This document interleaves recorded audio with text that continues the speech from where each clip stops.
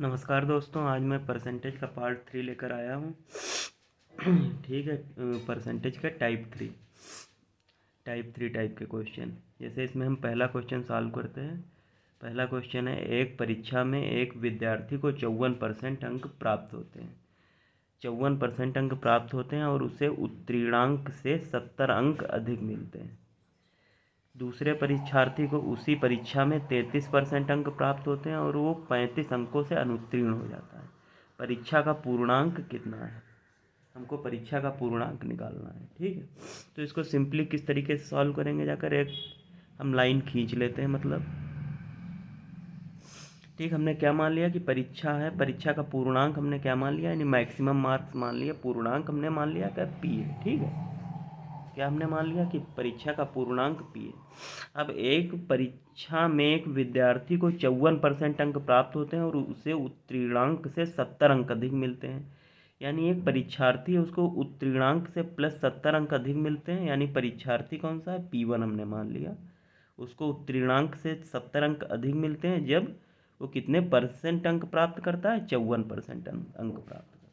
ठीक है, और दूसरे परीक्षार्थी को उसी परीक्षा में 33% अंक प्राप्त होते हैं और वो 35 अंकों से अनुत्तीर्ण रह जाता है। यानी -35, यानी 35 अंकों से वो अनुत्तीर्ण रह गया जितना पूर्णांक है।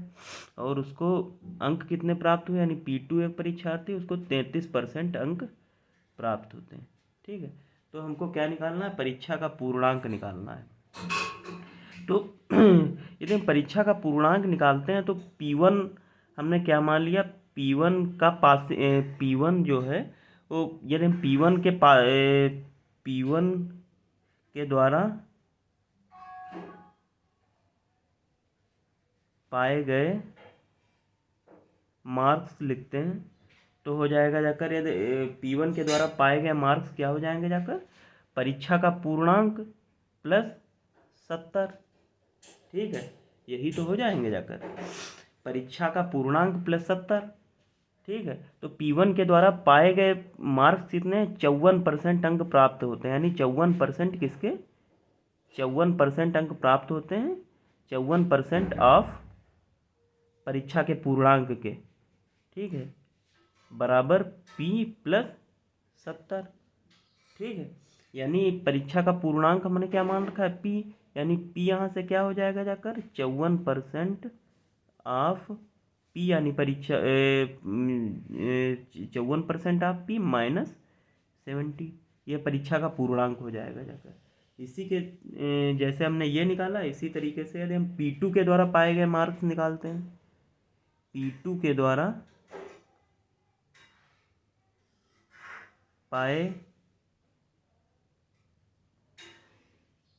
गए मार्क्स निकालते हैं तो उसको कितने, 33% अंक प्राप्त होते हैं और 35 अंकों से अनुत्तीर्ण हो जाता है। यानी यदि हम देखें उसको कितने अंक पूर्णांक P2 के द्वारा कितने अंक प्राप्त हुए, पूर्णांक से 35 अंक कम प्राप्त हुए। ठीक है, अब जो है P2 पा कितने अंक रहा है, 33% पूर्णांक के पा रहा, 33% आप पूर्णांक P है, बराबर P माइनस 35। तो यदि हम यहाँ से पूर्णांक निकालते हैं तो ये माइनस है, इधर जाएगा तो प्लस हो जाएगा जाकर, 33% ऑफ P प्लस P। ठीक है, ये इक्वेशन 1 हो गई, ये इक्वेशन 2 हो गई। दोनों पूर्णांक है, दोनों जो हो जाएंगे जाकर इक्वल होंगे जाकर, तो 54% ऑफ P माइनस 70 बराबर हो जाएगा जाकर 33% ऑफ P प्लस,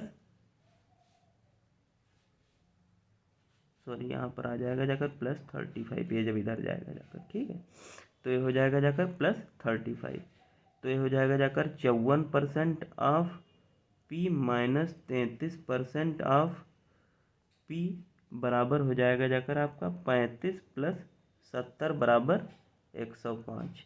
जब ये 54 माइनस 33 हो जाएगा जाकर 21% ऑफ P बराबर हो जाएगा जाकर 105। 21% ऑफ P, यदि इसको आगे सॉल्व करते हैं तो ये क्या हो जाएगा जाकर 21% ऑफ P, यानी परसेंट का मतलब क्या होता है, बटे 100, यानी P बटे 100 बराबर हो जाएगा जाकर 105। यहाँ से यदि हम P की वैल्यू निकालते हैं तो ये आ जाएगी जाकर 500। ठीक है, यानी जो परीक्षा का पूर्णांक कितना हो जाएगा जाकर 500। ठीक है, ये क्वेश्चन समझ में आया आपको। अब इसी तरीके से एक दूसरा क्वेश्चन सॉल्व करते हैं। दूसरा क्वेश्चन क्या कहता है, एक परीक्षा में एक विद्यार्थी को 29% अंक प्राप्त होते हैं और वो 36 अंकों से अनुत्तीर्ण हो जाता है। ठीक, हमने क्या मान लिया, परीक्षा का पूर्णांक हमने P मान लिया। कोई P1 विद्यार्थी है, उसको परीक्षा में कितने अंक प्राप्त होते हैं, 29% अंक प्राप्त होते हैं और वो 36 अंकों से जो है अनुत्तीर्ण हो जाता है, यानी पूर्णांक से उसको 36 अंक कम मिलते हैं और 29% अंक प्राप्त होते हैं।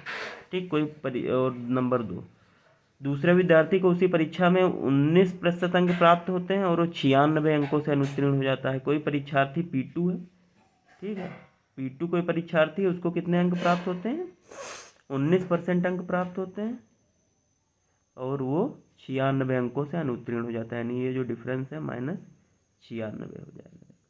ठीक, तो हमको पासिंग मार्क निकालना है।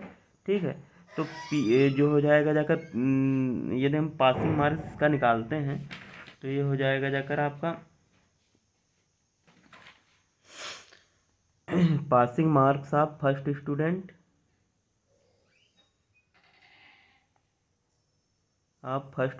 यदि हम निकालते हैं तो क्या हो जाएगा जाकर, 29% अंक प्राप्त होते हैं और 36 अंकों से अनुत्तीर्ण हो जाता है, यानी 29% ऑफ P प्लस 36। इसी तरीके से passing marks of second student क्या हो जाएंगे जाकर, ये हो जाएंगे जाकर 19% ऑफ P प्लस 96। दोनों पासिंग मार्क्स हैं, दोनों इक्वल हो जाएंगे जाकर, 29% ऑफ P प्लस 36 बराबर 19% ऑफ P प्लस 96। ये जब एक और आएगा जाकर तो 29% of P minus 19% of P बराबर 96 माइनस 36। ये हो जाएगा जाकर 10% ऑफ P बराबर हो जाएगा जाकर आपका 60। तो 10 गुणे P बटे 100 बराबर 60। तो यहाँ से आ जाएगा जाकर P बराबर, यानी पासिंग मार्क्स कितना हो जाएगा जाकर 600। ठीक है, अब क्वेश्चन नंबर 3 है, एक परीक्षा में A को 240 अंक प्राप्त होते हैं जो पूर्णांक का 60% है। उसी परीक्षा में B को 324 अंक प्राप्त होते हैं जो, तो B को कितने परसेंट अंक प्राप्त हुए। ठीक है, तो 60% यानी 240 अंक प्राप्त होते हैं, वो कितना है, 60% है। ठीक है, तो एक मार्क्स कितना हो जाएगा जाकर आपका 60% अपान 240। ठीक है, तो हमको क्या निकालना है, 324 अंक कितने प्रतिशत होंगे जाकर। ठीक है, तो सिंपली 324 बराबर 60% अपान 240 गुणे 324। ठीक है, ये तुम्हारा हो जाएगा जाकर, इसको जब सॉल्व करेंगे जाकर तो 6 चक्कू 24, 6 पंचे 30, 6 चक्कू 24, ये हो जाएगा जाकर 2 20 2 27 20 3 60, यानी 27 3 81, यानी 324 अंक कितने हो जाएंगे जाकर 81%। इसको एक ट्रिक से भी सॉल्व कर सकते हैं। ट्रिक क्या है, 60% जो है ये हमारा 240 के बराबर है, तो जो है 324 अंक कितने परसेंट के बराबर होंगे, मान लिया हमारा x% के बराबर होंगे, क्रॉस मल्टीप्लाई कर देंगे जाकर, यानी x गुणे 240 बराबर 60 गुणे 324, यानी x बराबर क्या हो जाएगा जाकर 60 गुणे 324 अपान 240। 6 चक्कू 24, 4 32 81, यानी 81% अंक हो गए। धन्यवाद।